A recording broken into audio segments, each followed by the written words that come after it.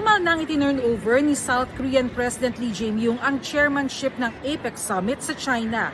Nagkaroon naman ng pagkakataong magkaharap si Pangulong Bongbong Marcos at si Chinese President Xi Jinping. The reason why ang hirap napitan talaga, we're kaming holding room.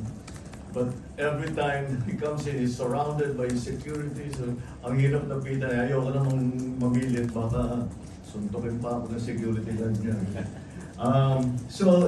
But when we came to the end, sabi ko, nakakahiya ito. Hindi pa ako pumabate. Di ba, baka ako anong sabihin, baka naman mag-offend. Sabi ko, so, pinilit ko makapunta sa kanya. And I said, yeah, congratulations on your assumption for the chair for the following APEC. And I hope to do good work together with you. That's it. Mabilisan lang mabilisan lang talaga.